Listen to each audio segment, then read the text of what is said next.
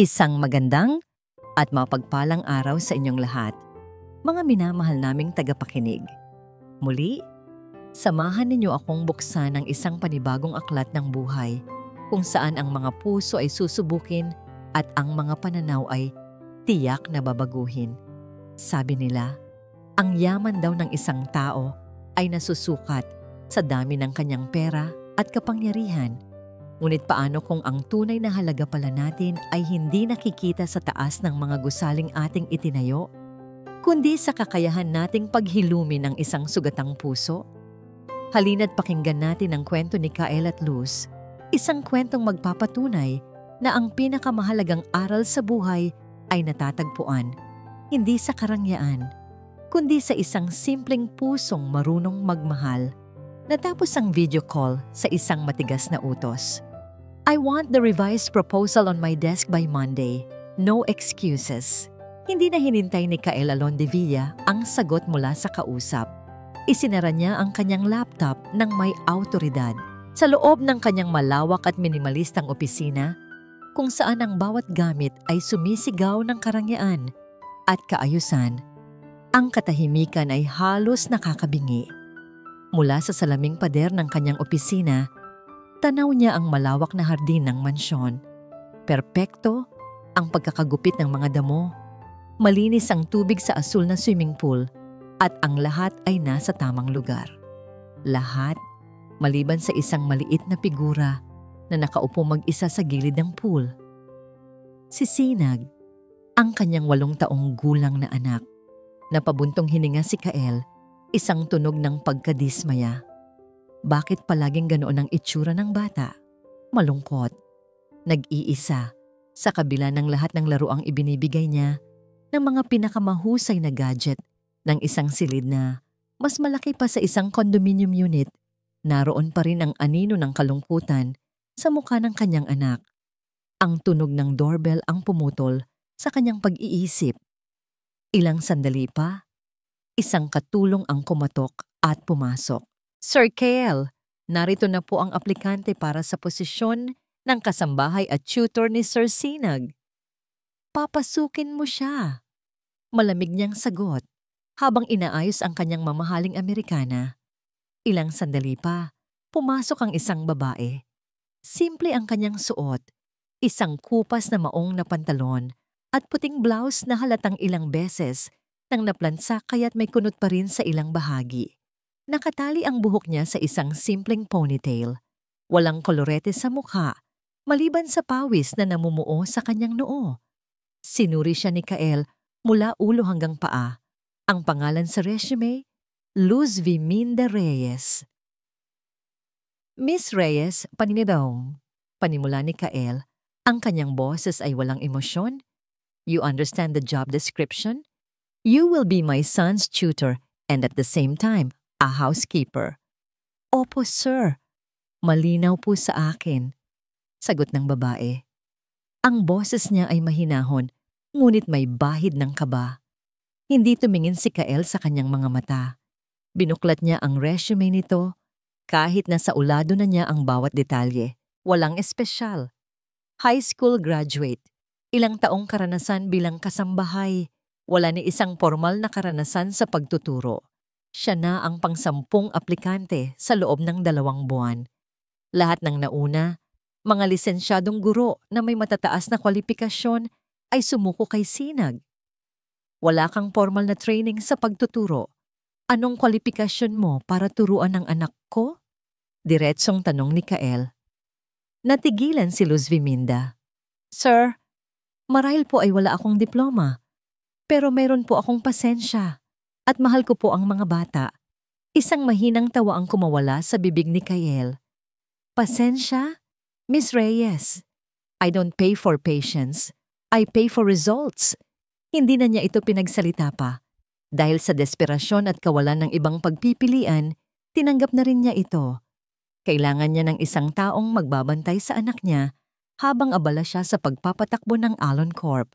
Sumunod ka sa akin, utos niya. Inilibot niya si Luz sa mansyon, hindi para ipahanga ito, kundi para ipaunawa ang mga patakaran. Ipinakita niya ang silid ni Sinag, ang study area nito. At sa huli, iniabot niya rito ang isang tablet. Nandyan ang schedule ni Sinag. Mula sa oras ng kanyang pagkain, pag-aaral, hanggang sa oras ng kanyang pagtulog. Every minute is accounted for. Ang tanging trabaho mo ay siguraduhing masusunod iyan. Walang labis, walang kulang. Maliwanag. Opo, sir. Tango ni Luz. Ang mga mata ay nakatuon sa komplikadong schedule. Good. Mag-umpisa ka na ngayon. Sabi ni Kael bago siya tinalikuran at bumalik sa kanyang opisina. Mula sa kanyang mesa, binuksan ni Kael ang monitor na konektado sa mga security camera ng mansyon. Ito ang paraan niya para siguraduhing nasusunod ang lahat, kahit na wala siya. Nakita niya si Luz na pumasok sa silid ni Sinag. Ayon sa schedule, reading time na. Inaasahan niyang makikita niya ang babae na pinipilit si Sinag na umupo at magbasa ng libro. Ngunit hindi iyon ang nangyari. Sa halip na pilitin ng bata, umupo si Luz sa sahig, sa tabi ng nag-iisang si Sinag. Hindi niya ito pinilit magbasa. Sa halip, kinausap niya ito ng mahinahon. Walang tunog ang video, ngunit nakikita ni Kael ang dahan-dahang paggalaw ng mga labi ni Luz at ang paraan ng pagtingin nito sa bata. Isang tingin na puno ng pag-unawa, hindi pag-uutos. Unang araw pa lang, unang oras pa lang, at sinisira na niya ang pinakaunang patakaran ni Kael. Isang ugat ang umumbok sa sentido ni Kael.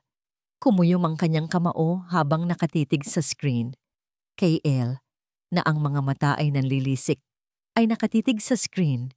Lumipas ang mga araw na naging linggo. At sa bawat araw na yon, ang pagkadismaya ni Kael ay napapalitan ng isang damdaming hindi niya mapangalanan. Pagtataka. Hindi sumusunod si Luz sa schedule. Sa halip na piliting mag-aral ng French si Sinag sa loob ng silid, dinadala niya ito sa hardin para bilangin ang mga langgam. Sa halip na advanced mathematics, tinuturuan niyang magpalipad ng saranggola ang bata. At ang pinaka-kinaiinisan ni Kael, sa tuwing oras ng silent reading, mga kwentong barbero, ang naririnig niyang ibinabahagi ni Luz sa kanyang anak. Binasag ni Luz ang bawat patakarang itinakda ni Kael, ngunit may isang bagay na unti-unting nabubuo sa loob ng mansyon, isang bagay na matagal nang nawala. Ang mga mahihinang tunog ng nangiti mula kay Sinag. Isang hapon, hindi na napigilan ni Kael ang sarili. Nadatnan niya si Luz at Sinag na nakaupo sa damuhan, seryosong nagdodrawing sa isang piraso ng papel. Ayon sa schedule, Economics 101 dapat ang pinag-aaralan ng bata. Miss Reyes, tawag ni Kael. Ang boses ay kasing lamig ng hangin mula sa aircon. Magalang na tumayo si Luz.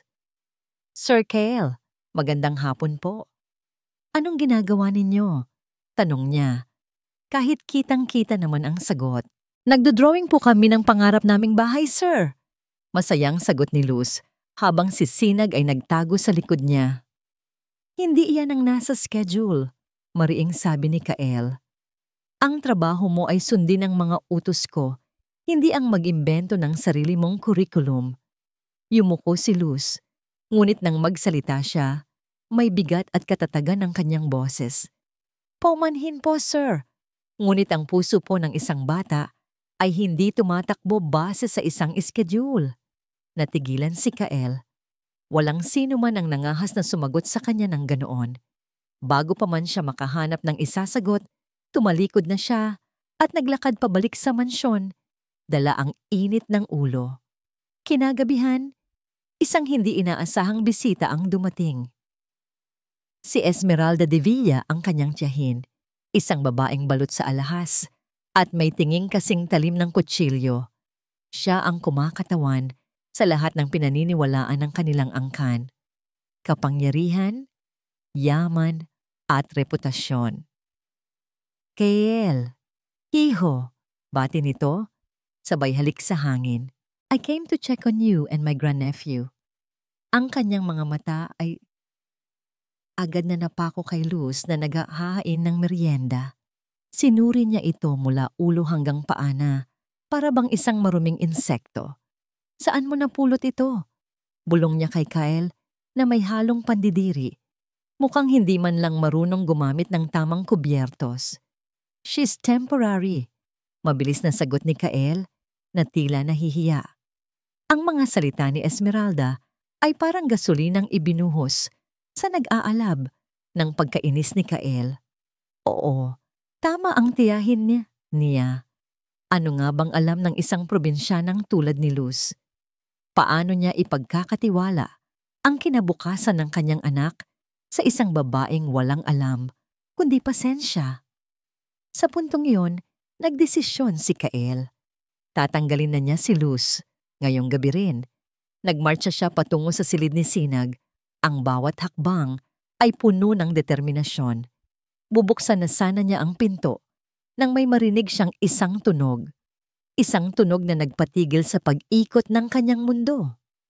Tawanan, hindi isang simpleng ngiti. Ito ay isang malakas, masaya, at malutong na halakhak. Ang halakhak ng kanyang anak. Isang tunog na hindi niya naririnig sa loob ng maraming taon mula pa noong nabubuhay pa ang kanyang asawa. Nangatog ang kamay niya sa doorknob. Dahan-dahan, sumilip siya sa siwang ng pinto. Sa sahig, nakakalat ang mga makukulay na candy. Nakaupo si Luz at Sinag, magkaharap. Sige nga, kung meron kang 5 candy, sabi ni Luz, habang hawak ang mga piraso ng tsokolate. At ibinigay mo sa akin ang 2. Ilan ang matitira sa'yo? Mabilis na kinuha ni Sinag ang 3 natirang candy at iwinagayway ito. 3. May 3 pa ako. Sigaw niya.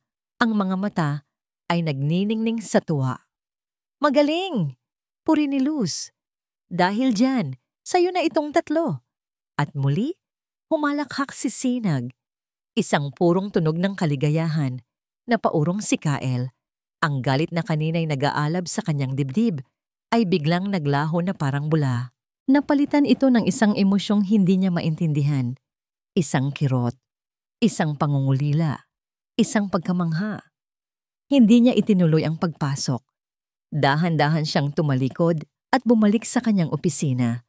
Umupo siya sa kanyang silya at napatitig sa litrato ng kanyang yumaong asawa na nasa ibabaw ng kanyang mesa. Mali ba ako, mahal? Tanong niya sa sarili. Ang lahat ba ng ginagawa ko? Mali? Mukhang malalim ang iniisip mo, Kyle. Ang boses ni Esmeralda ang pumutol sa kanyang katahimikan. Nakatayo ito sa may pintuan. May hawak na kupitan ng alak. Lumapit ito at sumandal sa kanyang mesa. Huwag mong hayaang linlangin ka ng mga ganyang paawa, Kyle, sabi ni Esmeralda. Ang mga mata ay nakatutok sa direksyon ng silid ni Sinag.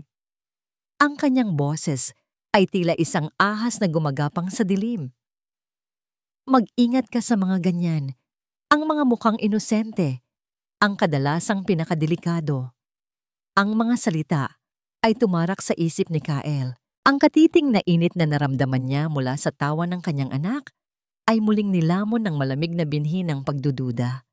Ang mga salita ni Esmeralda ay parang lason, mabagal, malamig, at tiyak na kumakalat sa buong sistema. Sa buong gabing iyon, hindi mapakali si Kael. Pabalik-balik sa kanyang isipan ang 2 magkasalungat na imahe. Ang dalisay na halakhak ng kanyang anak at ang mapanuring tingin ng kanyang tiyahin. Alin ang totoo? Ang init na hatid ng simpleng babae o ang lamig ng babala mula sa kadugo niya? Ang pagdududa, minsan kapag naitanim, ay kusang lumalago sa dilim. Kinabukasan, maagang pumasok si Esmeralda sa opisina ni Kael sa mansyon. Walang katok, walang paalam. Inilapag niya ang kanyang mamahaling Hermes, bag sa mesa, at inilabas ang kanyang telepono. Kael, ayokong gawin ito, pero bilang pamilya mo, Responsibilidad kong protektahan ka, sabi niya sa isang tonong puno ng pagkukunwaring pag-aalala. Ipinakita niya ang screen ng kanyang telepono kay Kael. Isang litrato. Malabo, kuha mula sa malayo. Ngunit malinaw na si Luz ang nasa larawan. Nakatayo siya sa labas ng isang coffee shop, kausap ang isang lalaking nakasuit. At sa kamay ni Luz, may inaabot itong isang makapal na brown envelope. Sino yan? Malamig na tanong ni Kael, kahit na may hinala na siyang nabubuo sa kanyang dibdib. Hindi mo ba nakikilala? Sagot ni Esmeralda. Dahan-dahang pinalaki ang imahe. Siya si Alberto, ang kanang kamay ni Ricardo Velasco. Parang bomang sumabog ang pangalan sa pandinig ni Kael. Si Ricardo Velasco, ang kanyang pinakamalaking karibal sa negosyo. Isang taong gagawin ang lahat para pabagsakin ang Alon Corp. Biglang nag-ugnay ang lahat ng piraso sa isip ni Kael. Ang pagiging misteryoso ni Luz, ang pekeng resume, ang pagtanggi niyang sumunod sa patakaran. Hindi iyon kamangmangan. Iyon ay kalkuladong pagsuway. Ang mga ngiti, ang mga candy, ang mga laro. Lahat ay isang palabas. Isang paraan para makuha ang loob ng kanyang anak, para makapasok sa puso ng kanyang pamamahay, para maniktik, para sa kakanya. Isang malalim at mapait na galit ang umakyat mula sa kanyang sikmura patungo sa kanyang lalamunan. Ang katiting na tiwalang nagsimulang mabuo ay biglang nadurog at naging abo. Ang naramdaman niya ay hindi lang galit. Ito ay pagtataksil. At sa isang tulad ni Kael, na ang buong buhay ay nakasalalay sa kontrol at katapatan, ang pagtataksil ay isang kasalanang walang kapatawaran. Hindi na siya nagsalita. Mabilis siyang tumayo. Ang kanyang mga kilos ay matalim at puno ng bagsik. Nagmarcha siya palabas ng opisina, ang bawat hakbang ay mabigat. Nakasalubong niya si Luz sa pasilyo. May dalang isang baso ng gatas para kay Sinag. Ngumiti ito sa kanya. Isang nangiting dati ay nagdudulot ng kakaibang kiliti sa kanyang dibdib. Ngunit ngayon ay parang isang insulto. Sir Kael, magandang umaga po. Hindi na niya ito pinatapos. Hinablot niya ang braso nito, hindi mahigpit, ngunit may diin. Dinala niya ito sa gitna ng malawak na sala, kung saan nakatayo si Esmeralda na may ngiting tagumpay sa kanyang mga labi. Ano po ito, sir? Naguguluhang tanong ni Luz. Ang takot ay nagsisimulang gumuhit sa kanyang mukha. Hindi sumagot si Kael. Sa halip, kinuha niya mula sa bulsa ng kanyang coat ang isang makapal na sobrang puno ng pera. Pera na inihanda niya kanina para sa payroll ng mga kasambahay. Ang halagang iyon ay katumbas ng ilang taong sahod ni Luz. Sa isang mabilis at malupit na galaw, inihagis niya ang sobre sa paanan ni Luz. Kumalat ang mga 1,000 piso sa makintab na sahig na gawa sa marmol. Nagsiliparan ang mga ito sa paligid ng kanyang mga paa. Isang ulan ng pera at kahihiyan. Namilog ang mga mata ni Luz. Ang kanyang mukha ay biglang namutla na parang papel. Sir, ano po ito? Nanginginig niyang tanong. Bayad. Sagot ni Kael. Ang bawat salita ay tila isang matulis na yelo. Bayad para sa serbisyo mo, hindi lang bilang yaya, kundi bilang isang espiya. Magkano ka ba binayaran ni Velasco? Sigurado akong mas malaki pa dyan ang kaya kong ibigay. Ang akusasyon ay parang isang malakas na sampal. Nakikita ni Kael ang pagbabago sa mga mata ni Luz, mula sa pagkalito, patungo sa sakit, at sa huli, sa hindi makapaniwalang pagkadurog. Tumingin siya kay Kael, pagkatapos ay kay Esmeralda, at pabalik ulit kay Kael na tila naghahanap ng kahit anong bahid ng pagbibiro sa mukha nito. Ngunit wala siyang nakita, kundi isang pader ng galit. Hindi ko po kayo maintindihan. Anong espiya? Halos pabulong niyang sabi. Ang luhang nagbabadyang tumulo ay nangingilid sa kanyang mga mata. Huwag ka nang magpanggap, Miss Reyes! Sigaw ni Kael. Ang boses niya ay umaling-awngaw sa buong mansyon. Nakita kita. Nakita ko ang patunay. Akala mo ba maloloko mo ako sa mga pakirengkeng mo?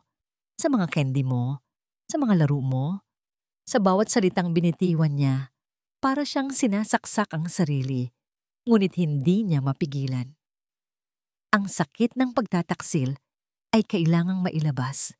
Sa gitna ng sigawan, isang maliit na boses ang narinig. Papa?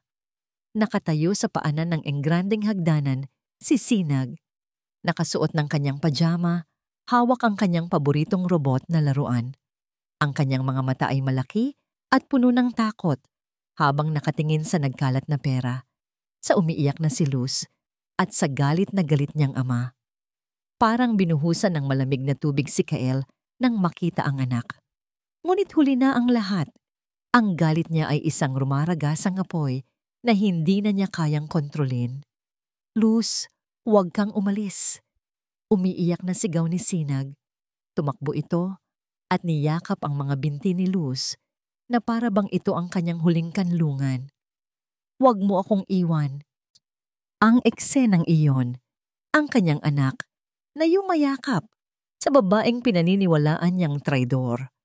Ang huling patak na nagpaapaw sa kanyang galit. Ito ang pinakamasakit na patunay ng kanyang pagkatalo. Umalis ka na! Utos ni Kael kay Luz. Ang boses ay naging isang malupit na bulong. Get out of my house now! Hinila niya si Sinag palayo kay Luz sa kabila ng pagpupumiglas at pag-iyak ng bata. Si Luz ay napaluhod sa sahig. Ang kanyang mga balikat ay nanginginig sa bawat hikbi. Hindi niya pinulot ang pera. Dahan-dahan siyang tumayo, pinunasan ng kanyang mga luha gamit ang likod ng kanyang kamay. Naglakad siya patungo sa pinto. Ang bawat hakbang ay tila 1 milya ang bigat. Bago siya tuluyang lumabas, lumingon siya at tiningnan si Kael sa huling pagkakataon. Ang kanyang mga mata ay hindi na nagpapakita ng takot o sakit. Ang nakita ni Kael ay isang malalim na balon ng pagkadismaya. Sana balang araw, humihikbing sabi ni Luz. Matutunan ninyong tumingin gamit ang inyong puso, Sir Kael, dahil ang mga mata ninyo bulag. Pagkatapos ay tumalikod na siya. Isinara ni Kael ang pinto nang may kalabog. Ang tunog ng pagsasara ay parang isang hatol, isang tuldok, isang pader na hindi na muling mabubuksan. Niyakap niya ng mahigpit ang kanyang umiiyak na anak. Ngunit ang tanging nararamdaman niya ay ang nakabibinging katahimikan at ang lamig ng kanyang tagumpay. May mga tagumpay na lasang abo. Matapos ang sigalot, ang mansyon ng mga Devilla ay bumalik sa dati nitong kaayusan. Tahimik, malinis, perpekto. Ngunit ang katahimikan ngayon ay may sariling bigat. Ito ang katahimikan ng isang puntod. Ang bahay ay may ilaw, ngunit walang liwanag, dahil ang tanging ilaw na nagbigay ng kahit katiting na init dito sa mga nakaraang linggo ay pinalayas. At ang nagpalayas dito ay si Kael mismo. Ang unang umaga, matapos umalis si Luz, ay ang pinakamahaba at pinakamabigat sa lahat. Sa malawak na dining hall, nakaupo si Kael sa dulo ng mahabang mesa. Sa kabilang dulo, si Sinag. Sa pagitan nila ay isang napakaraming pagkain na inihanda ng mga katulong, mainit na pandesal, itlog, sinangag, prutas, isang piging na walang may ganang kumain. Hindi nagsasalita si Sinag. Nakatitig lang ito sa kanyang plato. Ang mga mata ay mapupungay at walang buhay. Hindi niya ginalaw ang pagkain. Sinag, eat! Utos ni Kael. Sinusubukang ibalik ang dati nilang disiplina. You have tutoring in an hour. A new one is coming. She's from a prestigious university. Hindi kumibo ang bata. Sa halip, marahan niyang itinulak palayo ang kanyang plato. Isang maliit na galaw, ngunit para itong isang malakas na sampal sa mukha ni Kael. Ito ang unang pagkakataon na hayagan siyang sinuway ng kanyang anak. I said, eat. Muling ulit ni Kael, may diin sa bawat salita. Umiling lang si Sinag. at isang butil ng luha ang pumatak mula sa kanyang mata at bumagsak sa ibabaw ng mamahaling pinggan. Pagkatapos ay tumayo ito, bumaba sa kanyang silya at naglakad paakyat sa kanyang silid nang walang imik. Naiwan si Kael na mag-isa, kaharap ang pagkaing unti-unting lumalamig. Pakiramdam niya, siya ang pinakamakapangyarihang tao sa loob ng silid, ngunit siya rin ang pinakawalang silbi. Nagawa niyang paalisin ang isang babae, pero hindi niya magawang pakainin ang sarili niyang anak. Ang mga sumunod na araw ay naging isang paulit-ulit na bangungot. Hindi na kinausap ni Sinag si Kael. Ang bago at mamahaling tutor ay sumuko rin matapos ang 2 araw. Sinubukan ni Kael ang lahat. Binilhan niya si Sinag ng pinakabagong video game console, ng isang drone na may kamera, ng isang aso na galing pa sa ibang bansa. Inilalagay niya ang mga ito sa harap ng silid ni Sinag, umaasang kahit isa sa mga yon ay magbabalik ng dating sigla ng bata. Ngunit ang mga laruan ay nanatiling hindi nagagalaw. Ang aso ay tumatahol sa labas ng saradong pinto. Ang tanging kasama ni Sinag sa loob ay katahimikan. Isang gabi, hindi na makatulog si Kael. Ang mga huling salita ni Luz ay paulit-ulit na umuugong sa kanyang isipan. Sana balang araw, matutunan ninyong tumingin gamit ang inyong puso, Sir Kael, dahil ang mga mata ninyo, bulag. Bulag nga ba siya? Napilitan siyang bumangon. Nagtungo siya sa kanyang opisina at muling binuksan ang mga recording ng security camera mula sa mga nakaraang linggo. Pinanood niya ang bawat eksena. Si Luz na matiyagang nagpapakain kay Sinag. Si Luz na nagpupunas ng pawis ng bata matapos silang maghabulan sa hardin. Si Luz na inaawitan si Sinag hanggang sa makatulog ito. Sa lahat ng footage, wala siyang nakitang masama. Wala siyang nakitang pagbabanta. Ang tanging nakita niya ay isang babaeng nag-aalaga sa isang bata na parang tunay niyang anak. Ang nakita niya ay ang kanyang anak na masaya. Isang kaligayahang siya mismo ay hindi kayang ibigay. Ang litratong ipinakita ni Esmeralda, iyon lang ang tanging ebidensya niya. Isang malabong litrato. Isang akusasyon na hindi niya binigyan ng pagkakataong sagutin ni Luz. Isang matinding pagsisisi ang biglang bumalot sa kanyang pagkatao. Isang malamig na takot. Paano kung nagkamali siya? Kinabukasan ipinatawag niya si Aling Martha, ang kanilang matagal ng mayordoma at ang pinakamatandang empleyado sa mansyon. Aling Martha, anong masasabi ninyo kay Luz? Tanong niya. Ang boses ay mababa at puno ng pag-aalinlangan. Nag-atubili ang matanda. Ngunit nakita nito ang sinseridad sa mga mata ng kanyang amo. Sir Kael, patawarin ninyo po ako sa aking sasabihin. Panimula ni Aling Martha. Sa tagal ko po dito, ngayon ko lang po ulit nakitang ngumiti ng ganoon si Sir Sinag. Mabuting tao po si Luz. Mula sa kwarto niya, wala po akong ibang nakita kundi mga libro at isang maliit na larawan ng kanyang ina. Simpleng babae po siya. Huminto ito sandali at nagpatuloy. Minsan po, sir, ang mga mata natin, nililin lang tayo. Lalo na po kapag ang galit ang siyang nagdidikta sa atin. Ang mga salita ng matanda ay tumagos sa puso ni Kael. Ito na ang kumpirmasyong kinatatakutan niya. Nagkamali siya. Isang malaki at posibleng hindi na maitatamang pagkakamali. Nagmamadali siya nang pumasok sa dating silid ni Luz. Malinis na ito. Naibalik na sa dati. Ngunit pakiramdam niya ay may kulang. Hinanap niya ang kahit anong maaaring maging bakas, kahit anong maaaring maging daan pabalik sa kanya. Sa ilalim ng kama, sa sulok na hindi naabutan ng vacuum, may isang bagay na kumislap. Kinuha niya ito. Isang maliit, kulay pulang candy. Isang piraso ng candy na marahil ay nahulog mula sa bulsa ni Luz. Hawak ang maliit na bagay na yon. Isang desisyon ang nabuo sa puso ni Kael. Hindi na mahalaga ang sinabi ni Esmeralda.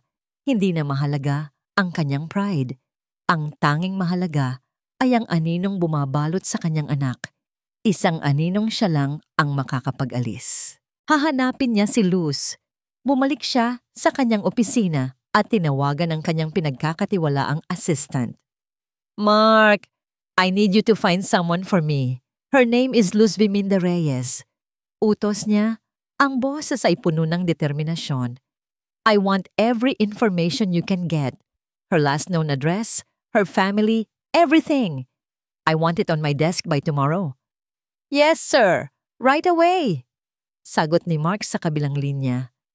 Nang ibaba ni Kael ang telepono, naramdaman niya ang unang patak ng pag-asa sa loob ng maraming araw. Ngunit ang pag-asang yun ay agad ding naglaho. Makalipas ang ilang oras, tumawag pabalik si Mark. Sir, may problema po tayo, sabi nito. Ang boses ay nag-aalangan. Yung resume po na isinabmit ni Miss Reyes, mukhang hindi po totoo ang mga impormasyon. Ang address na ibinigay niya, wala pong nakatirang Reyes doon. Ang contact number niya, hindi na po gumagana. Parang isang suntok sa sikmura ang balita. She's gone, sir, dagdag ni Mark. It's like she vanished into thin air. Nabitawan ni Kael ang telepono. Napasandal siya sa kanyang silya, nakatingin sa kawalan. Huli na ba ang lahat? Paano mo hahanapin ang isang taong parang hindi naman talaga umiral? Paano mo itatama ang isang pagkakamali kung ang taong nasaktan mo ay naglaho na parang isang multo? Ang salitang imposible ay bihirang maging bahagi ng bokabularyo ni Kael Alondevilla. Sanay siyang nakukuha ang lahat ng gusto niya na susolusyunan ang lahat ng problema. Ngunit sa paghahanap niya kay Luz, para siyang isang haring nawalan ng kaharian. Ang kanyang pera at kapangyarihan ay walang silbi sa paghahanap sa isang anino. Ang bawat araw na lumilipas ay parang isang dagok. Ang bawat umaga ay sinasalubong siya ng tahimik na pagdurusa ni Sinag. Ang kanyang anak ay naging isang buhay na paalala ng kanyang malupit na pagkakamali. Sir, we've hit a dead end. Ulat ni Mark sa telepono. Ang boses ay puno ng pagkabigo. Walang Luz Viminda Reyes sa government records na tumutugma sa profile niya. Parang multo po talaga. Nobody just vanishes, Mark. Sigaw ni Kael sa telepono. Ang kanyang pagtitimpi ay unti-unti nang nauubos. Dig deeper. There has to be something. Ibinaba niya ang telepono ng may puwersa. Napasabunot siya sa sariling buhok. Paano niya naging tanga? Paano niya hinayaang pumasok sa kanyang pamamahay ang isang babaeng wala man lang siyang kaalam-alam? At higit sa lahat, paano niya ito hinayaang makalabas? Nang hindi man lang inaalam kung sino talaga ito. Sa gitna ng kanyang pagkabalisa, pumasok siya sa silid ni Luz, na ngayon ay nagsisilbing bodega ng kanyang mga kabiguan. Ang silid ay malinis at walang laman. Ngunit para kay Kael, puno ito ng alaala niya. Tila naamoy pa niya ang banayad na amoy ng baby powder na laging gamit nito. Umupo siya sa gilid ng kama. Ang kanyang mga mata ay naglibot sa bawat sulok, naghahanap ng kahit anong naiwan, kahit anong bakas. At doon, sa ibabaw ng maliit na study table, may isang bagay siyang napansin. Isang lumang libro, mga prinsipyo ng pagkatuto ng mga bata. Isang textbook, marahil ay naiwan ng huling tutor na sumuko kay Sinag. Ngunit nang buksan niya ito, isang pamilyar na pangalan ang nakasulat sa unang pahina sa isang maayos at pambabaeng sulat kamay, Luz Viminda. Pero hindi Reyes ang apelyido. Ang nakasulat ay Luz Viminda Santos.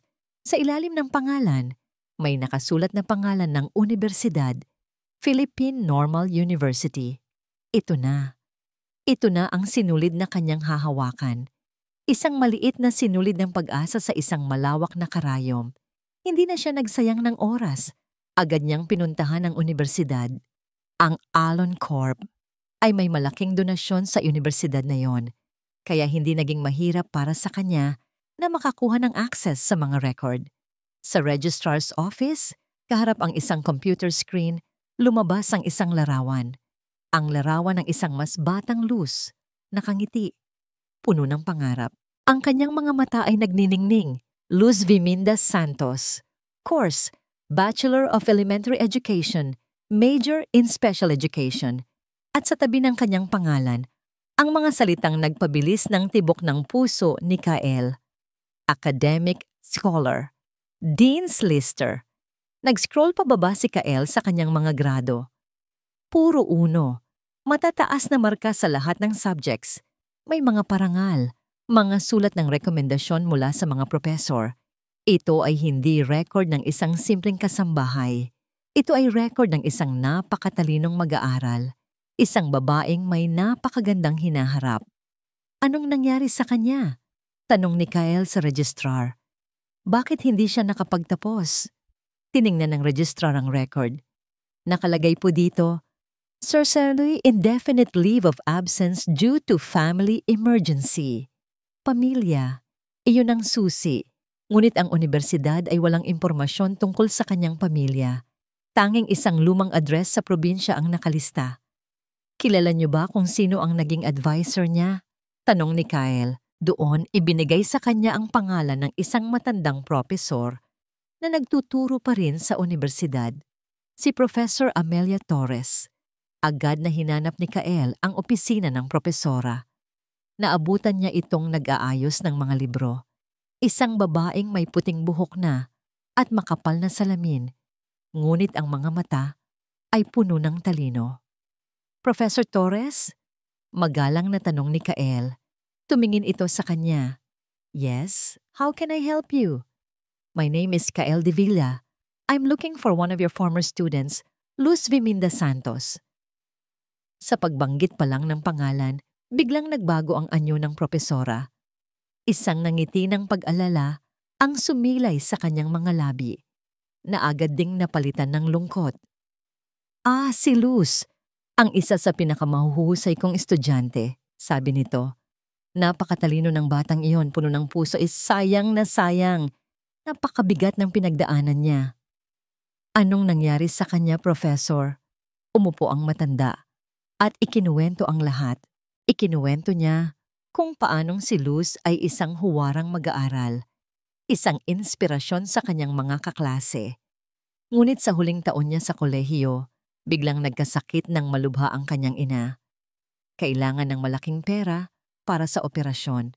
Ang kanyang ama, sa halip na tumulong, ay kinuha ang lahat ng kanilang naipon at iniwan sila.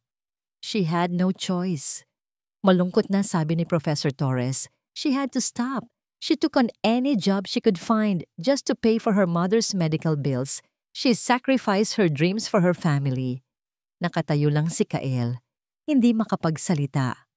Ang bawat salita ng propesora ay parang isang suntok sa kanyang dibdib. Ang babaeng inakusahan niyang mukhang pera ay ang babaeng isinakripisyo ang lahat para sa pamilya. Ang babaeng tinawag niyang walang kwalifikasyon ay mas kwalipikado pa sa lahat ng mga tutor na kinuha niya. Ang imahe ni Luz sa kanyang isipan ay tuluyang nagbago. Hindi na siya isang kasambahay na may gusot na damit. Hindi na siya isang espiya. Sa kanyang isipan, nakikita niya ngayon ang isang bayani. Isang babaeng lumalaban sa kabila ng lahat. Bago umalis si Kael, may iniabot sa kanya si Professor Torres. Ito ang huling address ng probinsya nila na alam ko, sabi nito. Pero matagal na yon. Narinig ko, kinailangan nilang ibenta ang bahay at lupa nila dahil sa utang sa ospital. Hinawakan ni Kael ang papel na may address. Salamat po, Professor. Maraming salamat. Habang naglalakad siya pabalik sa kanyang sasakyan, hawak niya ng mahigpit ang kapirasong papel. Hindi na lang ito isang paghahanap para itama ang isang pagkakamali. Ito na ngayon ay isang misyon. Isang misyon para hanapin ang isang babaeng mas karapat-dapat sa respeto kaysa sa kahit sinong nakilala niya. Isang misyon para humingi ng tawad, hindi lang para sa kanyang anak, kundi para sa kanyang sarili. At sa kauna-unahang pagkakataon, ang paghahanap niya ay hindi na ginagabayan ng galit o pagdududa, kundi ng isang damdaming matagal na niyang kinalimutan, paghanga. Ang kapirasong papel na may address ng probinsya ni Luz ay naging isang mapa para kay Kael. Isang mapa hindi lang patungo sa isang lugar, kundi patungo sa katotohanan. Kinabukasan, hindi siya pumasok sa opisina. Sa kauna-unahang pagkakataon, sa loob ng maraming taon, ipinagpaliban niya ang lahat ng kanyang meeting. May isang bagay na mas mahalaga. Lula ng kanyang mamahaling sasakyan, binaybay niya ang daan palabas ng magulong syudad patungo sa isang mundong malayong malayo sa kanyang kinalakihan. Habang papalayo siya sa lungsod ng Hiraya, unti-unting napapalitan ang mga nagtataasang gusali ng malalawak na nabukirin. Ang malinis na highway ay naging isang baku-bakong kalsada. At nang marating niya ang baryong nakasulat sa papel, isang alubok na daan ang sumalubong sa kanya. Ipinark ni Kael ang kanyang itim na Mercedes-Benz sa ilalim ng isang puno ng mangga at agad itong naging sentro ng atensyon. Ang mga nagkumpulang bahay ay yari sa pinagtagpi-tagping kahoy at kinakalawang na yero. Ang mga batang naglalaro sa daan ay napahinto, nakatingin sa kanya na para siyang isang alien na bumaba mula sa kalangitan. Sa unang pagkakataon, naramdaman ni Kael ang hirap ng buhay na pinagdaanan ni Luz. Dito, sa ganitong lugar. Dito niya isinakripisyo ang kanyang mga pangarap. Ang bawat alikabok na dumidikit sa kanyang mamahaling sapatos ay isang paalala ng malaking pagkakaiba ng kanilang mga mundo. Nagtungo siya sa isang maliit na tindahan para magtanong. Ang matandang babaeng nagbabantay ay sinuri siya mula ulo hanggang paa bago sumagot. Ay, ang mga Santos? Naku, matagal na silang wala dito, iho, sabi ng matanda. Naibenta na nila ang kapiraso nilang lupa. Lumipat na yata sa kung saang syudad ng magamot ang asawa ni Milagros. Habang kausap niya ang matanda, tumunog ang kanyang telepono. Isang pangalang pamilyar ang lumabas sa screen, Tita Esmeralda. Kael, hiho, nasaan ka? May mahalaga tayong meeting sa mga investor ngayong hapon. Sabi nito sa kabilang linya, ang boses ay matamis ngunit may bahid ng pagkontrol. I canceled it, maikling sagot ni Kael, habang ang kanyang mga mata ay nakatitig sa isang abandonadong bahay na gawa sa kawayan. Marahil ang dating bahay nila Luz. Natahimik sandali si Esmeralda. Pagkatapos ay nagsalita itong muli. At sa pagkakataong ito, may lamig sa kanyang boses. Nasaan ka ba talaga? I heard you're looking for that girl. Kael, tumigil ka na. Chasing ghosts is a waste of time. Ang pamilya at ang kumpanya ang dapat mong inaatupag. I'll handle my own business, tita. Sagot ni Kael. And right now, this is my business. Ibinaba niya ang tawag bago pa man makasagot si Esmeralda. Ngunit ang pagtawag nito ay nag-iwan ng isang katanungan sa kanyang isip. Paano nalaman ni Esmeralda na hinahanap niya si Luz? At bakit ganoon na lang ang pagtutol nito? Isang-isa pang matandang babae na nakaupo sa isang tumba-tumba malapit sa tindahan ang lumapit. Ikaw ba ay kaibigan ni Luz Viminda? Tanong nito. Kilala niyo po siya? Mabilis na tanong ni Kael. Abay, oo naman. Kapitbahay namin sila dati.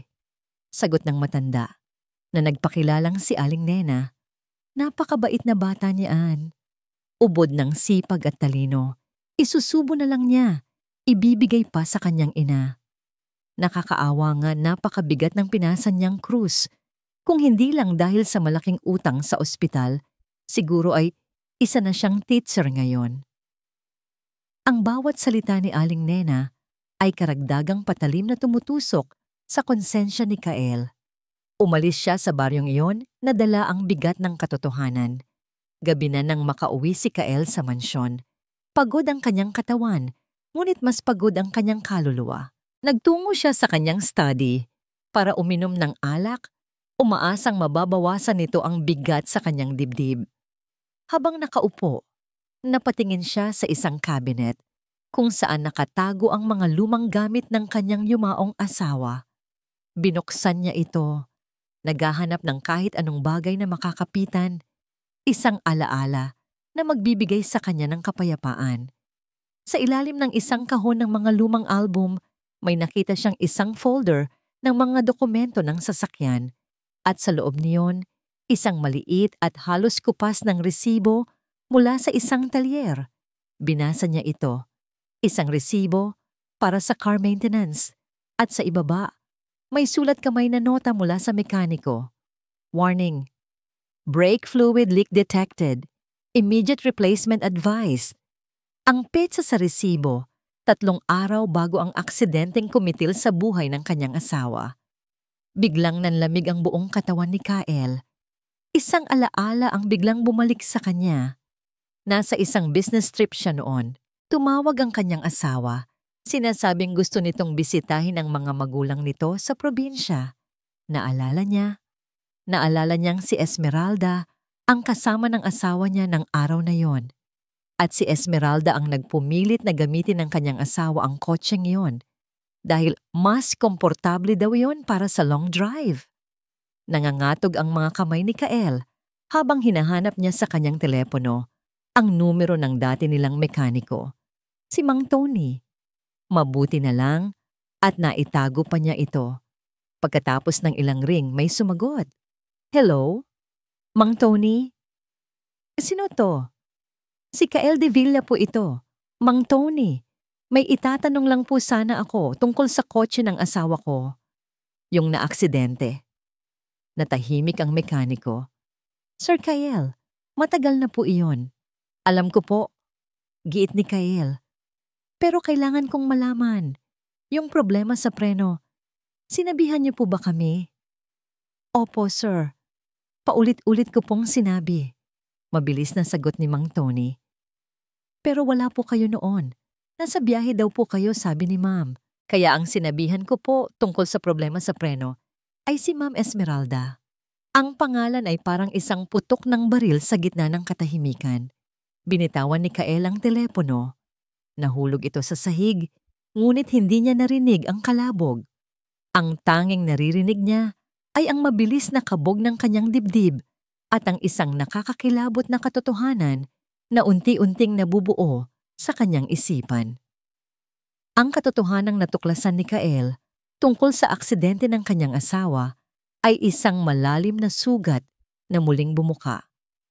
Ngunit sa gitna ng sakit, nagbigay ito sa kanya ng isang malinaw na direksyon. Hindi na lang si Luz ang kailangan niyang hanapin. Kailangan din niyang hanapin ang hustisya. Ngunit bago niya harapin ang demonyo sa loob ng kanyang pamilya, kailangan niya munang hanapin ang anghel na kanyang pinalayas. Pinag-isa niya ang lahat ng impormasyong nakuha niya. Ang pag-aalaga ni Luz sa inang may sakit, ang malaking utang sa ospital, at ang pagtigil niya sa pag-aaral. Nag-isip siya, kung kailangan ni Luz ng pera para sa gamot, kukuha siya ng trabaho. At kung hindi na siya makapasok bilang guro, papasok siya sa isang trabahong hindi nangangailangan ng diploma. Isang simpleng trabaho. Sa tulong ni Mark at ng koneksyon ni Professor Torres sa mga dati nitong estudyante, tinunto nila ang mga posibleng lugar, mga ospital, mga bahay ampunan, mga maliit na karinderya. At pagkatapos ng isa pang linggo ng walang kapagurang paghahanap, isang tawag ang dumating. Sir, I think I found her. Ang boses ni Mark ay naglalaman ng pag-asa. Ibinigay nito ang address ng isang maliit na kainan sa isang masikip na distrito sa kabilang dulo ng syudad. Isang dating estudyante ni Professor Torres ang nakakita sa kanya. Nagtatrabaho siya doon bilang waitress. Hindi na nag-aksaya ng panahon si Kyle. Ang lugar ay malayong-malayo sa karangyaan ng lungsod ng Hiraya. Ang mga kalye ay makipot, maingay, at puno ng tao. Ang kainan ay maliit, ang pintura sa pader ay natutuklap na, at ang amoy ng pinipritong isda ay nangingibabaw sa hangin. Sa labas, Ipinarada ni Kael ang kanyang kotse, tila isang itim na perlas sa gitna ng putikan. Humugot siya ng malalim na hininga bago bumaba. Hindi ito ang teritoryo niya. Dito, ang pangalan niyang De Villa ay walang bigat. Dito, isa lang siyang ordinaryong tao. At sa sandaling iyon mismo ang kailangan niya. Pumasok siya sa loob. Ang ingay ng mga kutsara at tinidor at tawanan ng mga kumakain ang sumalubong sa kanya. Naglibot ang kanyang mga mata. At doon, sa likod ng counter, nakita niya ito. Si Luz. Nakasuot ito ng isang simpleng uniforme. Ang buhok ay nakatali sa isang magulong bone. Pawisan ng kanyang noo habang mabilis niyang pinupunasan ng isang mesa. Mas payat siya ngayon at may maitim na bilog sa ilalim ng kanyang mga mata. Mga marka ng pagod at puyat. Ngunit sa kabila ng lahat, naroon pa rin ang dignidad sa kanyang mga kilos. Tumayo si Kael sa may pintuan hindi makagalaw. 1,000 emosyon ang sabay-sabay na dumaan sa kanya. Ginhawa, pagsisisi, hiya, at isang kakaibang pananabik. Matagal siyang nakatitig, pinapanood ang bawat galaw nito. Tila kinakabisado ang bawat detalye na kanyang nasaktan. Sa wakas, napansin siya ni Luz. Nagkasalubong ang kanilang mga mata. Sa isang iglap, tumigil ang mundo para sa kanilang dalawa. Ang ingay ng kainan ay biglang naglaho. Nakita ni Kael ang gulat sa mga mata ni Luz na mabilis na napalitan ng pag-iwas at isang malamig na pader. Agad itong umiwas ng tingin at nagkunwaring abala sa pag-aayos ng mga plato. Naglakad si Kael palapit sa kanya. Bawat hakbang ay parang isang pag-amin sa kanyang kasalanan. Luz, tawag niya. Ang kanyang boses ay bahagyang nanginginig. Hindi lumingon si Luz. Ano pong kailangan ninyo, sir? Kung o-order po kayo, doon po ang pila. Ang kanyang boses ay formal at walang emosyon, ngunit ramdam ni Kael ang panginginig nito. Naghintay si Kael hanggang sa matapos ang serbisyo at kakaunti na lang ang tao. Sinundan niya si Luz sa labas ng kainan, sa isang eskinita kung saan ito nagpapahinga. Luz, please, mag-usap tayo. Pakiusap niya. Humarap ito sa kanya. Ang mga mata ay puno ng pagod at sakit. Wala na po tayong dapat pag-usapan, Mr. De Villa. Meron. Giit ni Kael. Tungkol sa lahat. Nagkamali ako. Isang malaking pagkakamali. Nabulag ako ng galit, ng pagdududa. Kinuha niya ang isang sobre mula sa kanyang coat. Hindi ito ang sobreng inihagis niya noon sa paanan nito. Ito ay isang sobreng naglalaman ng isang tsiyeke na may napakalaking halaga. Ito, sabi niya, iniabot ito kay Luz para sa pagpapagamot ng nanay mo, para makabalik ka sa pag-aaral, bayad sa lahat ng pinsalang nagawa ko. Tinitigan ni Luz ang tseke. Pagkatapos ay dahan-dahan siyang tumingala at tumingin ng diretso sa mga mata ni Kael. Isang mapait na ngiti ang sumilay sa kanyang mga labi. Akala ko po ba natuto na kayo? Mahina niyang sabi. Ang bawat salita ay may bigat. Pero hanggang ngayon pala, pera pa rin ang solusyon ninyo sa lahat ng bagay. Dahan-dahan, tinulak niya palayo ang kamay ni Kael na may hawak na tseke. Maaring mahirap lang po ako, Mr. De Villa. Sabi niya, ang kanyang boses ay muling nagkaroon ng katatagan. Pero ang dignidad ko, hindi nabibili. Pakiusap, umalis na kayo. Tumalikod ito at nagsimulang maglakad palayo. Bawat hakbang ni Luz palayo ay parang isang martilyong pumupukpok sa puso ni Kael. Nabigo siya. Ang kanyang pinakamalaking sandata, ang kanyang pera, ay muling naging walang silbi. Habang naglalakad siya pabalik sa kanyang kotse, talunan at walang pag-asa, tumunog ang kanyang telepono. Si Mark. Sir, may masamang balita po. Sabi nito. Ang boses ay puno ng pag-aalala. May nakalap po kaming impormasyon. May isang malaking halaga ng pera na inilipat mula sa isang offshore account ni Ma'am Esmeralda, papunta sa account ng driver ng truck na bumangga sa kotse ng ma'am ninyo noon. Ang balita ay parang isang kidlat na tumama sa kanya. Hindi lang ito pagkakataon, ito ay sinadya. Ang lahat ng ito ay plano ni Esmeralda. Ang tawag mula kay Mark ay ang huling piraso ng palaisipan na nagkumpleto sa larawan ng kataksilan. Hindi na lang ito hinala. Ito ay katotohanan. Ang kanyang tiyahin, ang babaeng itinuring niyang pangalawang ina. Ang siya palang ahas sa kanyang pamilya. 2 misyon ang biglang naging iisa. Ang pagliligtas kay Luz at sa kanyang pamilya mula sa kahirapan, at ang pagliligtas sa kanyang sarili at kay Sinag mula sa kamandag ni Esmeralda ay iisang laban na pala.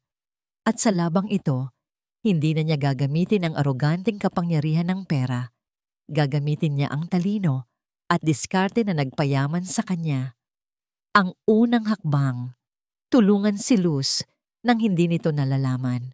Kinontak ni Kael ang isa sa pinakamahuhusay na doktor sa bansa, isang cardiologist na may malaking utang na loob sa kanya. Ipinakiusap niya na bisitahin ang ina ni Luz sa kanilang inuupahang apartment na ipinalabas na bahagi ng isang medical mission ng ospital.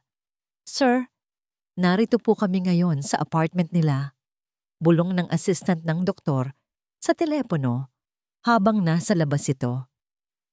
Malubha po ang kondisyon ng nanay niya. Kailangan na po siyang maoperahan sa lalong madaling panahon. "Do it," sagot ni Kyle. "Ako ang bahala sa lahat ng gastusin. Just make sure she gets the best care. And please, this has to remain anonymous. Sabihin ninyo, galing sa isang foundation." Samantala, sinimulan ni Kael ang kanyang ikalawang misyon, ang pagkalap ng matibay na ebidensya laban kay Esmeralda. Ang bank transfer ay isang magandang panimula, ngunit hindi sapat. Kailangan niya ng testimonya. Kailangan niyang hanapin ang driver ng truck. Inutusan niya ang kanyang mga tauhan na halughugin ang bawat sulok ng bansa.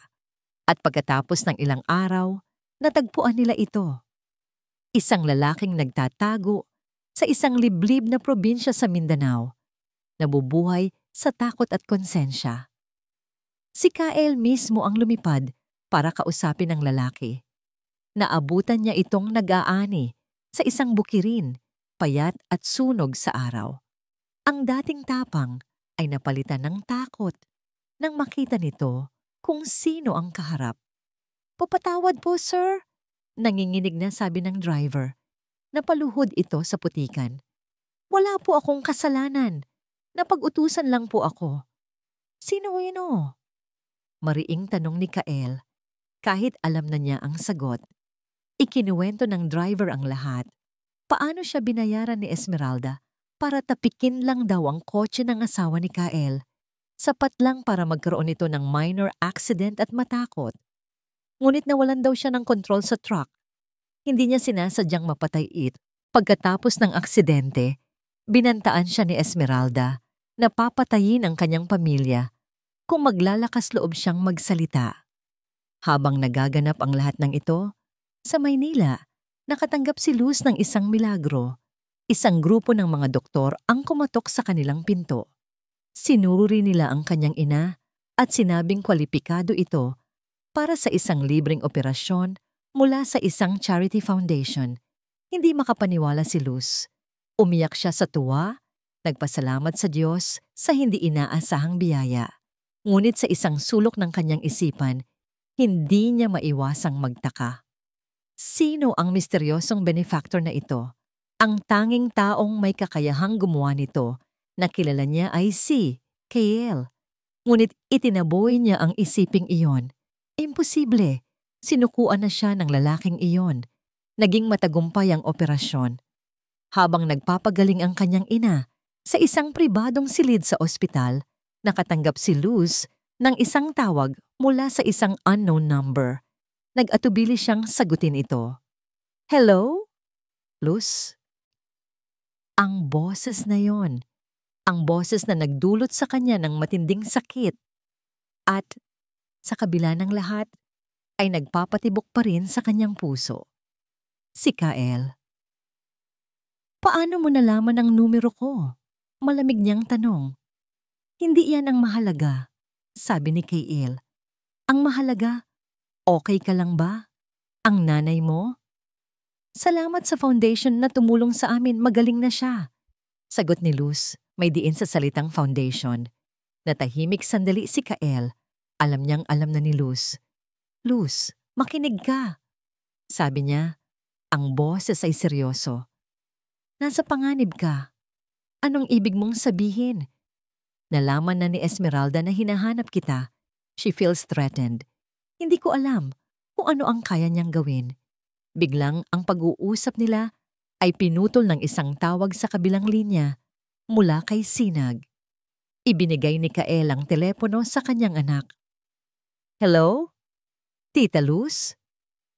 Ang boses ng bata ay parang musika sa pandinig ni Luz. Ang lahat ng pader na itinayo niya sa paligid ng kanyang puso ay unti-unting gumuho. Sinag, kumusta ka na? Nanginginig niyang sabi, pinipigilan ng pag-iyak. Miss na po kita, Tita Luz, sabi ng bata. Ang boses ay malungkot.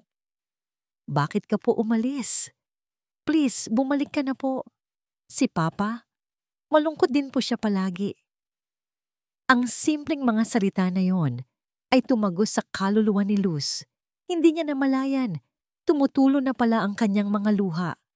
Ang pag-ibig niya para sa bata ay mas malakas pa sa sakit na idinulot ng ama nito. Nang ibalik ni Kael ang telepono, alam niyang nabuksan na muli ang pinto sa pagitan nila. Ngunit hindi pa sila tapos sa laban. Kinagabihan, habang binabantayan ni Luz ang kanyang ina sa ospital, dalawang malaking lalaki ang pumasok sa silid. Ang kanilang mga mukha ay walang emosyon.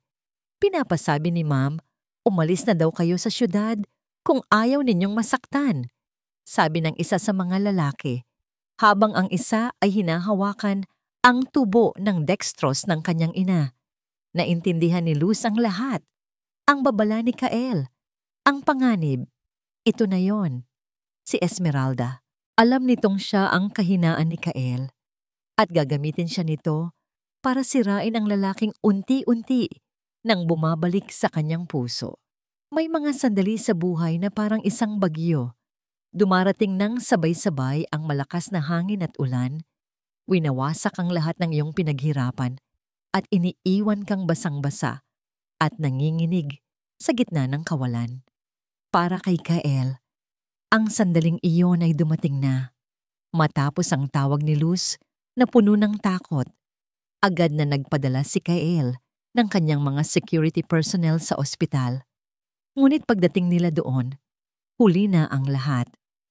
Ang silid ay walang laman. Ang kama ay maayos na. Ang tanging naiwan ay ang amoy ng disinfectant at ang nakabibiyinging katahimikan. Wala na si Luz. Wala na ang kanyang ina. Naglaho sila. Sir, malinis po ang pag-alis nila.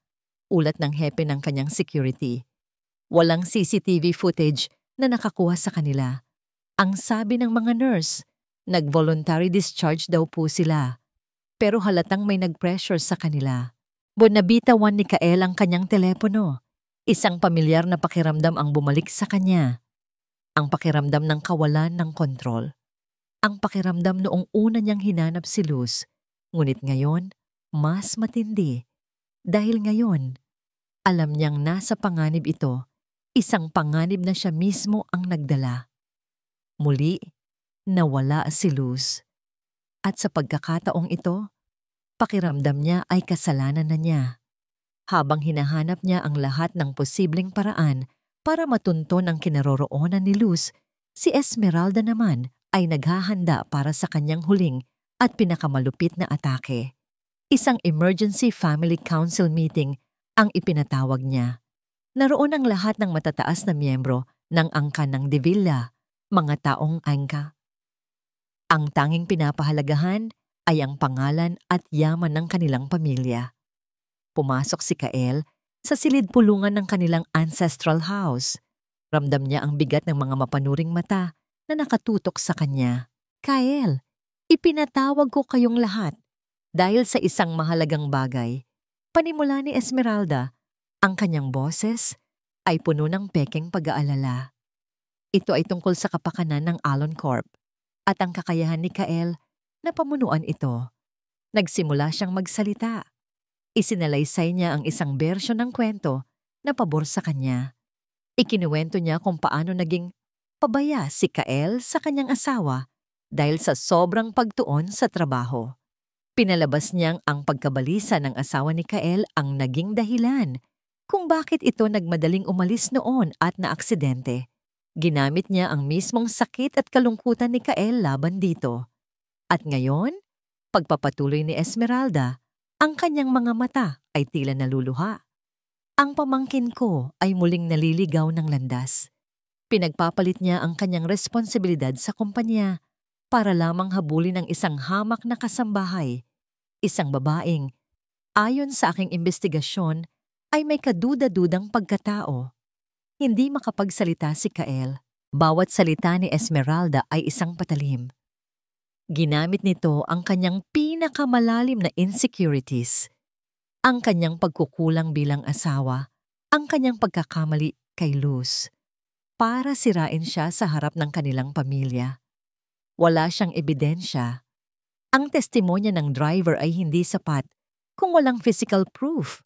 At ang tanging taong makakapagpatunay ng kabutihan ng pagkatao ni Luz ay wala. Nang gabing iyon, umuwi si Kael sa kanyang mansyon na tila isang talunang sundalo. Ang lahat ay nawala. Ang suporta ng kanyang pamilya, ang tiwala ng board, at higit sa lahat, si Luz. Pumasok siya sa kanyang opisina at ibinuhos ang isang baso ng whiskey. Tinitigan niya ang kanyang refleksyon sa salamin. Ang nakita niya ay hindi ang makapangyarihang CEO ng Alon Corp. Ang nakita niya ay isang lalaking bigo. Isang asawang nabigong protektahan ang kanyang kabiyak. Isang amang hindi alam kung paano magmahal. Isang lalaking hinayaang mawala. Ang tanging babaeng nagturo sa kanya kung ano ang tunay na halaga. Nabasag ang kanyang puso. Doon, sa gitna ng katahimikan ng kanyang marangyang kulungan, umiyak siya. Umiyak siya para sa kanyang asawa. Umiyak siya para kay Luz. At umiyak siya para sa kanyang sarili. Sa gitna ng kanyang pagluluksa, isang maliit na kamay ang humawak sa kanyang balikat. Papa, sisinag. Nakatayo ito sa kanyang likuran. Ang mga mata ay puno ng pag-aalala. Sa murang edad nito, tila naiintindihan nito ang bigat na pinapasa ng kanyang ama. Papa, don't be sad, sabi ng bata. Ang boses ay mahina. We'll find Tita Luz. I know we will. Ang simpleng pananampalataya ng kanyang anak ang nagsilbing isang sinag ng liwanag sa kanyang madilim na mundo. Niyakap niya ng mahigpit si Sinag, ang kanyang anak, ang tanging dahilan kung bakit kailangan niyang bumangon, kailangan niyang lumaban. Nang kumalas siya sa pagkakayakap, ang kanyang mayordoma na si Aling Martha ay pumasok. May dalang isang maliit at maalikabok na kahon. Sir Kael, pasensya na po sa abala, sabi ng matanda. Ito po yung ipinagbilin sa akin noon ng mom ninyo, ang mommy ni Sir Sinek. Tumingin si Kael sa kahon. Ang sabi niya po sa akin noon, pagpapatuloy ni Aling Martha, habang nangingilid ang kanyang mga luha. Ibigay mo lang ito kay Kael kapag dumating ang araw na pakiramdam niya ay nag-iisa na lang siya sa mundo at kailangan niya ako ng higit kanino man. Nanginginig ang mga kamay ni Kael habang inaabot niya ang kahon. Ang mensahe mula sa nakaraan, ang huling piraso ng pagmamahal mula sa kanyang asawa. Ano ang laman nito? At sapat na ba ito para iligtas siya mula sa bingit ng kadiliman? Ang maliit na kahon na gawa sa kahoy ng nara ay tila isang baul mula sa nakaraan. Mabigat ito sa kamay ni Kael, hindi dahil sa kung ano ang nasa loob, kundi dahil sa bigat ng alaala at kahulugan nito. Dahan-dahan, itinaas niya ang takip. Ang unang bumungad sa kanya ay ang pamilyar na amoy ng kanyang asawa. Isang pinaghalong amoy ng lavender at mga lumang papel. Sa loob, may isang maliit na journal na balot sa katad. Sa ibabaw nito, may nakasulat sa gintong letra, mga pangarap at takot. Ito ang journal ng kanyang asawa. Nanginginig ang mga kamay ni Kael habang binubuklat niya ang mga pahina. Ang bawat salita ay sulat kamay ng babaeng minahal niya. Ang mga unang pahina ay puno ng saya at pangarap tungkol sa kanilang kasal, sa pagsilang ni Sinag, sa bahay na gusto nilang itayo. Ngunit habang lumilipat siya sa mga huhuling pahina, ang tono ng pagsusulat ay unti-unting nagbago. Napalitan ito ng pag-aalala at takot. October 12. Bakit ganoon na lang ang kontrol ni Tita Esmeralda sa lahat? Pati ang pagpili ng eskwelahan ni Sinag, gusto niyang siya ang masunod. Sinasabi niyang para daw ito sa kapakanan ng pamilya, pero pakiramdam ko, para ito sa kapakanan niya. Nakikita ko ang inggit sa kanyang mga mata sa tuwing tinitingnan niya si Kael. October 25. May malaking away na naman sila ni Kael tungkol sa isang business deal. Sinisiraan ni Tita si Kael sa ibang miyembro ng pamilya. Sinubukan kong kausapin si Kael tungkol dito, pero masyado siyang abala. Masyado siyang nagtitiwala sa tiyahin niya. Hindi niya nakikita ang nakikita ko. At pagkatapos, ang huling entry. Ang mga salitang nagpatigil sa paghinga ni Kael. November 5. 3 days before my trip, dinala ni Esmeralda ang kotse sa talyer. Sabi niya, may ipinaayos lang daw siyang minor scratch. Pero kanina, narinig ko siyang kausap ang mekaniko sa telepono. May sinasabi tungkol sa preno. Nang tanungin ko siya, nginitian lang niya ako at sinabing huwag akong mag-alala. Pero hindi ako mapakali. May mali. Pakiramdam ko, may gagawin siyang masama. Itatago ko itong journal sa isang lugar na ligtas. Kael, mahal ko. Kung mababasa mo ito balang araw, mag-ingat ka sa kanya. Huwag kang magtitiwala sa ngiti ng isang ahas. Ang hangin ay tila naubos sa baga ni Kael. Ito na. Ito na ang ebidensyang kailangan niya. Hindi lang isang testimonya mula sa isang takot na driver, kundi isang babala mula mismo sa kanyang asawa. Ang sakit na naramdaman niya ay napalitan ng isang malinaw at nag-aapoy na galit. Isang galit na hindi na bulag, kundi isang galit na may direksyon. Sa tabi ng journal, may isa pang bagay sa loob ng kahon, isang maliit na susi na may nakakabit na papel. Nakasulat dito, Biduo Safe Deposit Box to Ordfin. Kinabukasan, hindi na nag-aksaya ng panahon si Kael. Dala ang journal at ang testimonya ng driver, nagtungo siya sa opisina ng Alon Corp. Para sa isang emergency board meeting na siya mismo ang nagpatawag. Pagpasok niya sa boardroom, naroon na ang lahat. Ang mga miyembro ng board, ang kanyang mga pinsan, at sa gitna ng lahat, si Esmeralda, nakaupo na tila isang reyna sa kanyang trono. Ngumiti ito sa kanya. Isang ngiting mapang-asar. Good morning, Kael. Akala ko ba ay nagluluksa ka pa? Tanong nito. Hindi siya pinansin ni Kael. Naglakad siya papunta sa unahan ng mahabang mesa. Ipinatawag ko kayong lahat dahil may isang cancer na sumisira sa pundasyon ng kumpanyang ito at ng ating pamilya, panimula ni Kael. Ang kanyang boses ay kalmado, ngunit may bigat na nagpatahimik sa buong silid. At ngayon, tatanggalin natin ang cancer na yon. Nagsimulang magsalita si Kael. Inilatag niya ang lahat. Ang pekeng ebidensya laban kay Luz. Ang pagtatangka ni Esmeralda na sirain ang kanyang reputasyon. At sa huli, ang pinakamabigat sa lahat. Marahil ay iniisip ninyo, tulad ng gusto niyang palabasin, na ang pagkamatay ng aking asawa ay isang aksidente na dulot ng aking kapabayaan, sabi ni Kael. Ang kanyang mga mata ay hindi inaalis kay Esmeralda. Ngunit hindi iyon ang katotohanan. Pagpapatuloy niya, sabay lapag ng journal sa mesa. Ang katotohanan ay murder. Binasa niya ng malakas ang huling entry sa journal. Bawat salita ay parang isang dagundong sa loob ng silid.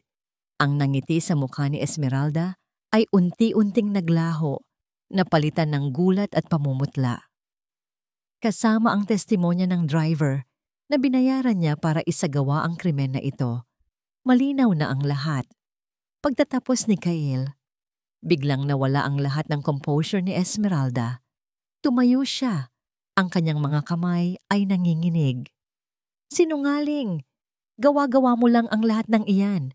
Sigaw niya. Ginagawa mo ito para pagtakpan ang sarili mong mga pagkakamali. Para sa babaeng iyon. Ang babaeng iyon, sagot ni Kyle, ang kanyang boses ay biglang lumakas. Ay mas may dignidad pa kaysa sa ating lahat dito. At ikaw, sabi niya, sabay turo kay Esmeralda, ang siyang sumira sa lahat. Sa gitna ng kaguluhan, bumukas ang pinto ng boardroom. Pumasok ang dalawang pulis na nakauniforme. Napatigil si Esmeralda. Ang kanyang mga mata ay nanlaki sa takot. Tumingin si Kyle nang diretso sa kanya. Ang kanyang mga mata ay puno ng lamig at hustisya. Hindi mo lang mawawala ang posisyon mo sa Alon Corp, tita, sabi ni Kyle. Pagbabayaran mo ang lahat ng ginawa mo. Matapos ang bagyo, palaging sumisilip ang araw.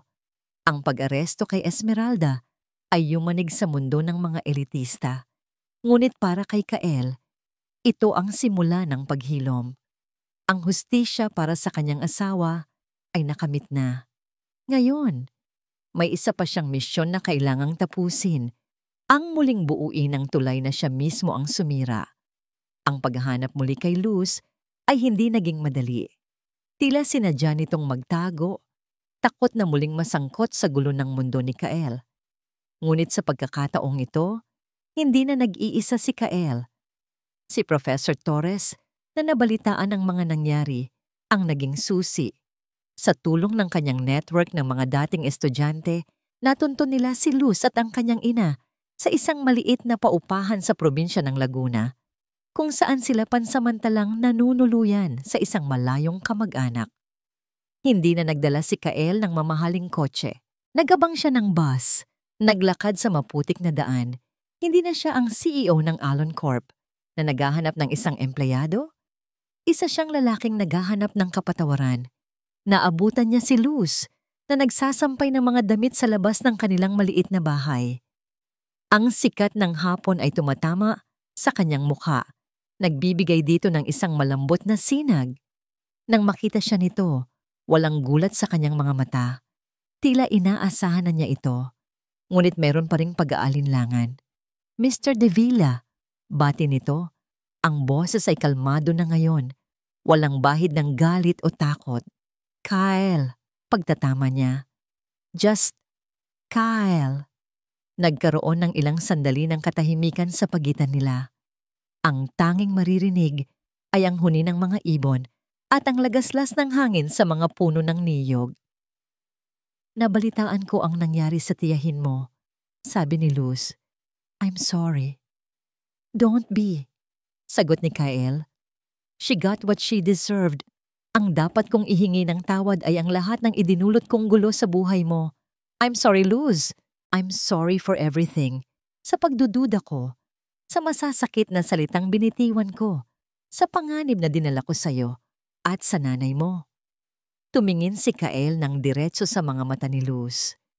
Sa pagkakataong ito, wala ng pader, wala ng pride. Ang nakikita ni Luz ay ang hubad na kaluluwa ng isang lalaking pinagsisihan ang lahat. Hindi ka na dapat humingi ng tawad, mahinang sagot ni Luz. Naiintindihan ko. Nasaktan ka rin. Naghahanap ka lang ng sisisihin. Hindi sapat na dahilan iyon para saktan ka, sabi ni Kyle. Sinabi mo sa akin noon na sana matuto akong tumingin gamit ang puso ko. Tama ka. Naging bulag ako sa loob ng maraming taon. Ikaw at si Sinag ang nagbukas ng mga mata ko. Lumapit siya ng isang hakbang. Bumalik ka na sa amin, Luz. Hindi bilang kasambahay, hindi bilang tutor. Huminto siya. Hinahanap ang tamang salita. Gusto kong maging bahagi ka ng buhay namin. Gusto kong tulungan mo akong maging isang mas mabuting ama para kay Sinag. Gusto kong makasama ka. Isang luha ang pumatak mula sa mata ni Luz. Ngunit kasunod nito ay isang munting na pangngiti. Isang panggiting parang pagsikat ng araw. Si Sinag, tanong niya, kumusta na siya? He misses you. Every day, sagot ni Kael. Kinagabihan, isinama ni Kael si Luz pabalik sa mansyon. Hindi na ito ang malamig at nakakatakot na lugar na iniwan ni Luz noon. Ngayon, may mga halaman sa bawat sulok. Ang mga bintana ay bukas, pinapapasok ang sariwang hangin. Nang bumukas ang pinto, isang maliit na figura ang mabilis na tumakbo mula sa hagdanan. Tita Luz! Ang sigaw ni Sinag ay puno ng pananabik at pagmamahal. Tumalon ito sa mga braso ni Luz at niyakap niya ito ng mahigpit na para bang ayaw na niyang bitawan. Umiyak ang bata, umiyak si Luz. At sa isang sulok, nakatayo si Kael. Pinapanood ang dalawang taong pinakamamahal niya, habang tahimik na tumutulo ang kanyang mga luha ng pasasalamat. Sa sandaling iyon, ang tatlo sa kanila ay hindi na amo at empleyado o ama at anak na may yaya. Sa sandaling iyon, sa gitna ng malawak na sala, sila ay mukhang isang pamilya. Isang pamilyang sinubok ng kasinungalingan at sakit, ngunit muling binubuo ng pagpapatawad at pag-ibig. Habang magkayakap pa rin si Luz at Sinag, lumapit si Kael. Inilagay niya ang kanyang kamay sa balikat ni Luz. Nagtama ang kanilang mga mata. Isang pagtatagpo ng dalawang kaluluwang nasugatan, ngunit ngayon ay handa ng maghilom. Nang magkasama, inabot ni Kael ang isang nakarolyong papel mula sa isang mesa, isang blueprint. Hindi ko lang gustong bumalik ka, sabi niya kay Luz.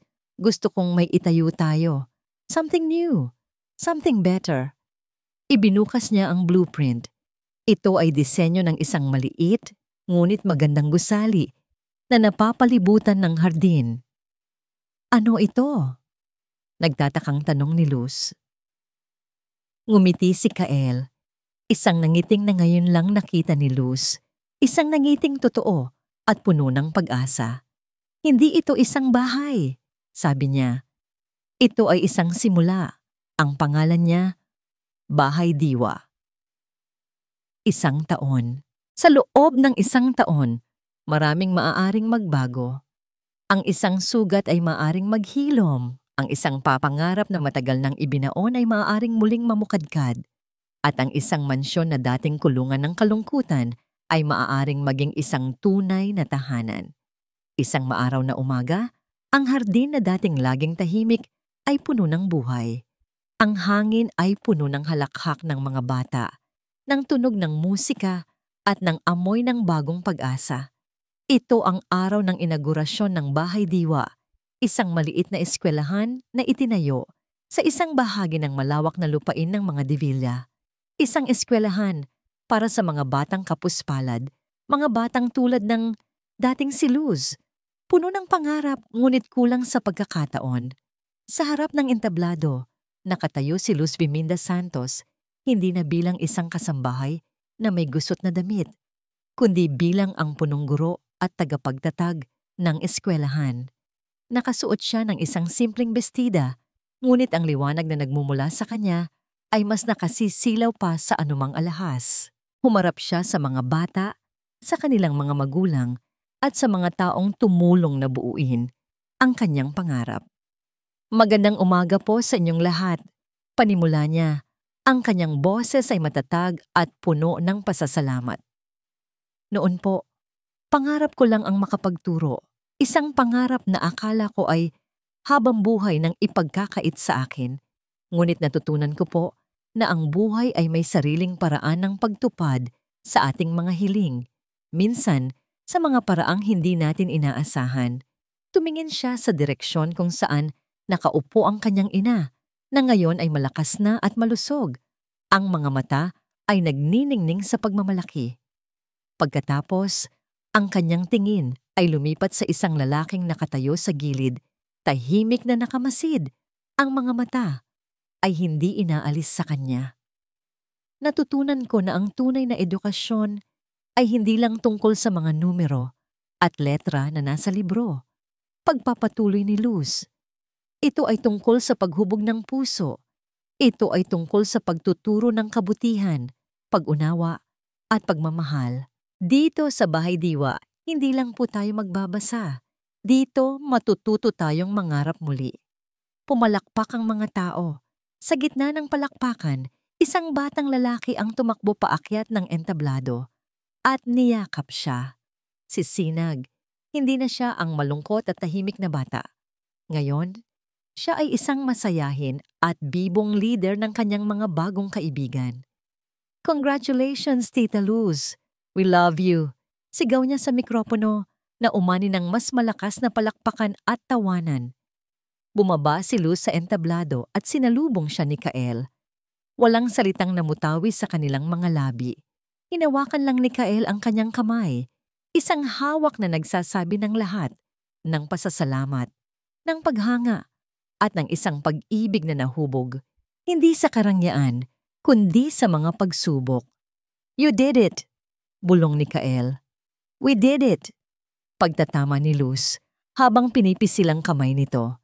Lumapit sila sa isang bench sa ilalim ng isang puno, kung saan tanaw nila ang mga batang masayang naglalaro. Magkahawak kamay silang umupo, kasama si Sinag na nasa gitna nila. Papa! Sabi ni Sinag habang nakatingin sa makulay na logo ng eskwelahan. Bakit po Bahay Diwa ang pangalan niya? Ngumiti si Kael at ginulo ang buhok ng anak. Because Diwa means spirit sa home, at itinayo natin ito para alagaan ang diwa at kaluluwa ng bawat bata. Pagkatapos ay bumaling siya kay Luz. Ang kanyang mga mata ay puno ng emosyon. Pero para sa akin, bulong niya, sapat lang para marinig nito. May isa pa itong kahulugan. Ano iyon? Tanong ni Luz. Dahil ikaw ang naging diwa ng bahay namin. Ikaw ang nagbigay ng kaluluwa sa aming mga buhay. Hinilig ni Luz ang kanyang ulo sa balikat ni Kael. Si Sinag naman ay sumandal sa kabilang balikat ng kanyang ama. Doon, sa ilalim ng puno, habang pinapanood nila ang bunga ng kanilang mga pinaghirapan, nahanap nilang tatlo ang isang perpektong sandali ng kapayapaan. Naintindihan ni Kael sa wakas. Ang tunay na legacy ay hindi ang mga nagtataasang gusali ng Ngalon Corp na balang araw ay guguhurin. Ang tunay na legacy ay ang mga ngiti na naitulong niyang mabuo sa mukha ng mga bata. Ang tunay na yaman ay hindi ang pera sa kanyang bangko, kundi ang init ng kamay ni Luz na hawak niya at ang bigat ng pagmamahal ng kanyang anak na nakasandal sa kanya. Hindi ito isang fairy tale na katapusan. Alam nilang marami pa silang pagsubok na haharapin. Ngunit ngayon, magkasama na sila. At iyon ang pinakamahalaga sa lahat. At dito po nagtatapos ang ating kwento. Isang kwento ng pagbabago, pagpapatawad, at pag-ibig na natagpuan sa pinakasimpleng mga anyo. Ang aral na iniiwan sa atin ng kwento ni Kael, Luz at Sinag ay simple lamang. Ang tunay na halaga ng ating buhay ay hindi nasusukat sa kung ano ang meron tayo, kundi sa kung ano ang kaya nating ibigay. Ang pinakamalaking yaman ay hindi ang salapi, kundi ang kakayahang magpatawad, maghilom ng sugat, at magmahal ng walang hinihintay na kapalit. Dahil sa huli, ang nag-iiwan ng marka sa mundo ay hindi ang taas ng ating narating, kundi ang lalim ng ating puso. Maraming salamat po sa inyong walang sawang pagsubaybay at pakikinig. Sana po ay nasiyahan at may napulot kayong aral sa kwento natin ngayong araw. Ano po ang masasabi ninyo sa paglalakbay ni Kael at Luz At anong klaseng kwento naman po ang gusto ninyong marinig sa susunod? I-comment lamang po ninyo sa ibaba. Ang inyong mga saloobin ay napakahalaga po sa amin. Hindi dito nagtatapos ang ating paglalakbay. Marami pa pong kwentong kasing ganda at mas puno ng aral dito sa aming channel. Kung nagustuhan nyo ang kwentong ito, i-like, i-share sa pamilya at mga kaibigan. At mag-subscribe na rin para lagi kayong updated sa mga susunod pa naming kwento. I-click nyo ang notification bell para kayo ang unang makarinig kapag may bago kaming upload. Pagpalain po kayo ng Panginoon, kayo at ang inyong buong pamilya. Hanggang sa muli.